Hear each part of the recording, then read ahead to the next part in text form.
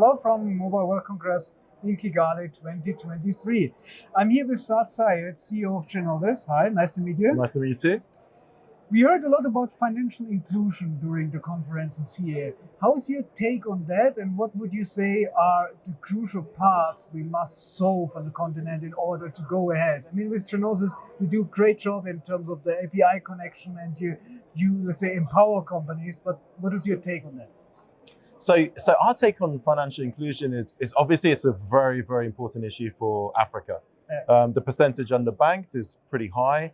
And there's a demographic, there's a percentage of the population who are not getting access to financial services, which limits their ability to enjoy a high quality life. Mm-hmm. I think one of the enablers to that is allowing these people to have a financial footprint, so they exist in the financial world. And what that requires is data. It requires data which declares the attributes of what they do and how they do it. So financial track record, actually. Some kind of, or maybe not even, maybe not a financial track record, but some sort of transactional track record, if you like, which then surfaces up into a financial and track confirmation record. of the identity as well. Things like that. Absolutely, absolutely. So what the Chenosis value proposition is in that whole flow is that we, as a purveyor of APIs, we're actually the currency for exchanging the asset, which is data. Okay. So if you say data is the asset, how do you transact for that asset? It's an API. And as Africa's biggest API marketplace, we feel we have a very important role to drive financial inclusion in Africa. All right, thank you very much. What would you say are the key indicators in solving the issue of financial inclusion in the market today? Key indicators as in, are we making a difference? Exactly. Right. So, I think it probably starts from surfacing up the data, like what data is there, what kind of, what financial footprint or what transactional footprints can we surface up. Mm-hmm. So I think it's surfacing that up, making that available. And through very strict consent of the consumer is then making that available. And we're really proud of our early stage partnership with an organization like Experian, where we're kind of purveyors of the data through APIs. Then they run their analytics, and now they can start to create this kind of thin credit file on these individuals. So I guess as we kind of follow that process of taking these footprints, creating this file, surfacing that up, those for me, those are the indicators that we're actually starting to move somewhere. So that means you empower other companies to join you on the journey to, let's say, make a difference in the market and really to reach out and to make life easy. I mean, we heard a lot in many conversations about the unscorable individuals. It's exactly that case where Absolutely. They say today, okay, I would like to have a little loan. I'm a farmer. Who are these whatever. people? What do they do? Yeah. Exactly. Yeah. Yeah, that's exactly what we're looking to do. So, and I think actually another important thing there is, as the more players that come together in this ecosystem, which enriches the overall data and kind of the association with an individual, the better it's going to be for everyone. Yeah, and much more services for the people as well. So you announced today the partnership with Experian. Would you mind to tell us a bit about that? I mean, we already touched base with unscorable individuals. So how can that help? So I mean, that partnership is the beginning of the foundation of building that capability. So it's early days. We're exploring what we can do. We're exploring how we can work together.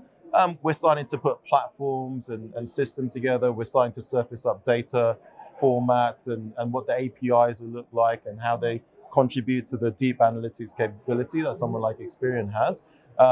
So yeah, it's the first step to starting that process, to collaborating, to tying everything together for Experian then to offer that insight out to the market. And then, as I said earlier as well, we would foresee that a number of other partners would join that kind of ecosystem, if you like, and then further enrich the information that we have. And all of that, I think the thing I also want to reinforce is all of that is done with the consent of the individual. That's really important. With GDPR, with POPI in South Africa, data privacy and regulations are really important. So what we're doing is we're providing that capability whilst ensuring that we are fully compliant and we have consent from the consumer themselves. So that's what you do also in other markets, other countries where you operate. So you really try to be agile, and you have to, at the end of the day, to stick to the regulations. So, but let me come back to the ecosystem, which you mentioned. So would you say that the key to success is really to increase the ecosystem and to have more partners on board? It is. I think it's going to be a combination of the two. So, we kind of, when we talk to Experian, we talk about, if you want to go fast, which we want to do right now, kind of go alone so you can get going. Yeah. But then if you want to go further, if you want to go far, then you definitely need other partners to join. And I foresee that happening quite quickly. All right. Thank you. What would you say is the outlook for the African market in terms of financial inclusions from now for the next 3 years?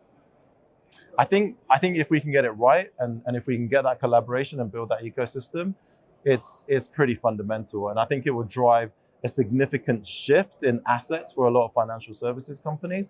But much more important, the opportunity for any individual, for any citizen of Africa to enjoy the benefits of being connected to the financial system, and then, hopefully creating opportunities for them to grow their wealth and income. Where we also then have a kind of a partnership scheme, because on one side you need to connect the people. In order to connect the people, you need to create connectivity, where you also need to bring in the private sector, the public sector. It's the same for the financial field as well, right?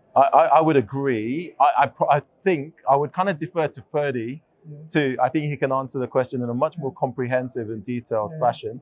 But yeah, I mean, in principle, absolutely. I mean, you can see that you just start to, things mushroom, right? And ideas that we don't even think about today could suddenly appear, and you've got a new set of financial, almost like a next generation of financial products available for people who've been traditionally underserved.